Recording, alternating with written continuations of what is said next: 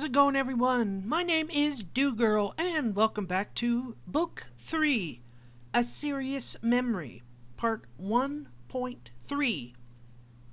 Last time we left off, we learned that Ketsi, Besh's father, attacked Tristina and Tanessa out of misplaced vengeance for his missing sister, Alcy. Now, let's continue on with the story. About 10 minutes and lots of walking later, Besh pointed up and said, "That's where I was when Ron and the twins came to get me at the beginning of last year. Hard to believe we're already 3rd years, isn't it?" Suddenly, his ears picked up a noise that wasn't coming from him or the Quessa.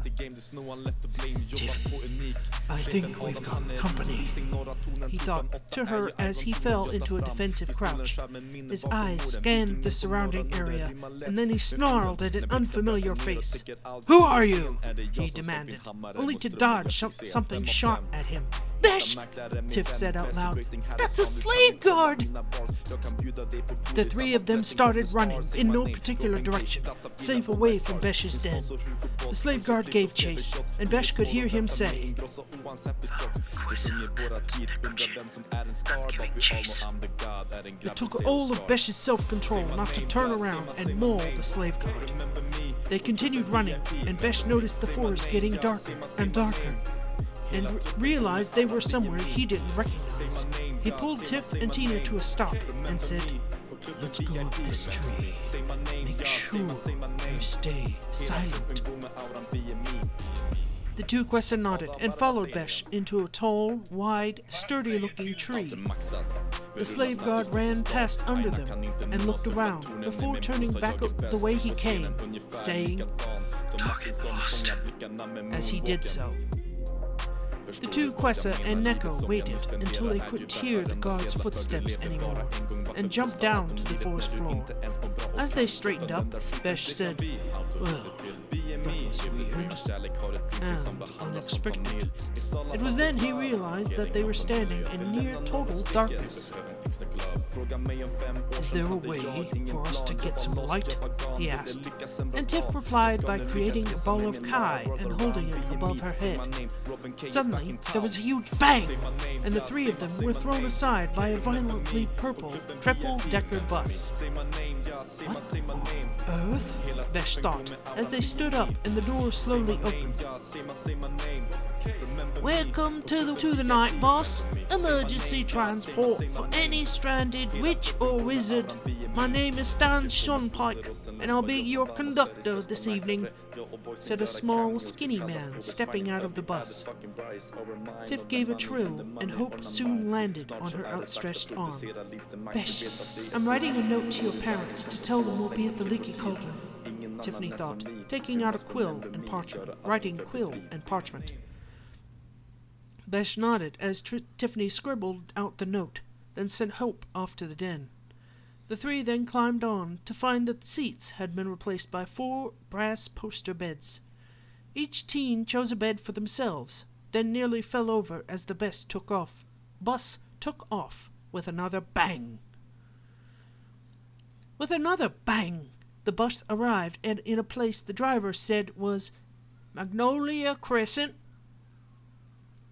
A tall, skinny boy of about 13 climbed on, and Tiff nearly screamed in joy.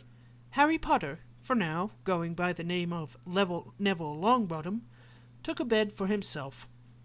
As he told the others in a whisper what happened, the other three exchanged their stories. "So you think Ketsy's sister was memorized?" Harry asked. Besh looked at the Quessa as Tiff nodded. "It's possible she was one of Takama's original slaves, but I need to look into it further to know for sure." "I wish I'd known about Alcy before we left Veganstrath Manor," said Tina exasperatedly. "I've been looking for a reason to hack into Dad's slave database." "Tina's developing an interest in Muggle computers," Tiffany explained. "So far, she's been able to hack into Dad's computer and modify our work schedules so we don't have to work as much," said Tiffany, smiling to her sister. Tina gave a large grin. All right, you four, said Stan, approaching them. Whereabouts in London? The Leaky Cauldron, the four answered in unison, looking surprised at one another. All right then, Stan said, and with another bang, the bus shot off and they were jumping through rolling green pastures. Another bang, and they were underwater.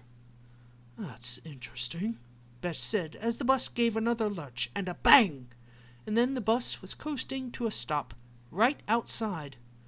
The Leaky Cauldron, Stan said as the door opened and the four teens nearly fell out of the bus in their rush to get back onto solid ground. As the four of them started to stand up and gasp for air, Stan said, All right then, see you later, Neville. The night bus shot off with yet another loud bang, and suddenly Besh sensed a presence behind him. He turned around to see a rather short man with a hunched back. My name is Tom, and I'm the barkeep, the man said, before turning around and leading them inside. Besh looked at Tiff, Tina, and Harry with one eyebrow raised and mouthed, Small world, isn't it? They walked inside the Leaky Cauldron to find none other than the same man they'd seen second year when they'd watched Hagrid get taken away. Cornelius Fudge, Minister of Magic, sat there in a chair, twirling his lime-green bowler hat.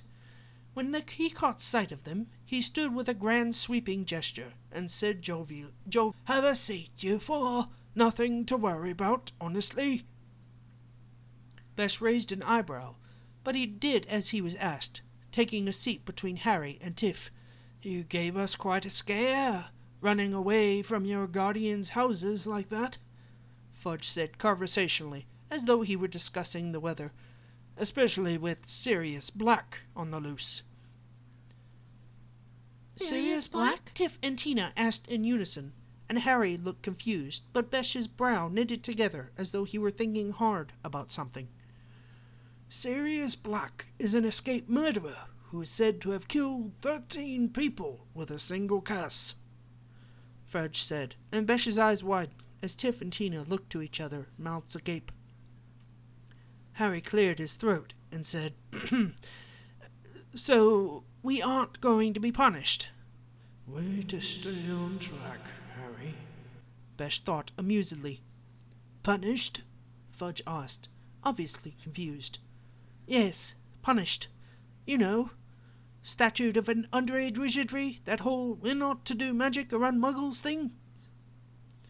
Oh, my dear boy, Fudge said, laughing. Oh, of course not. We don't send people to Azkaban for blowing up their aunts or causing their father to break out in boils. Besh couldn't help but smirk at this, as the image of Turkama covered in boils highly amused the Necojin, for various reasons. Just promise me one thing, will you? Fudge continued. Stay within Diagon Alley. We don't want to lose you again. Okay, I think that's a pretty good enough scene. We've basically gotten the gang back to the Wizarding World, and we've learned a little bit about Sirius Black. Thank you all so much for watching. If you liked the video, it's kind of, I don't know, I'll have to see how it is. If you liked the video, please like and comment down below. I really do appreciate it. Take care of each other. God bless you all, and I'll see you all later.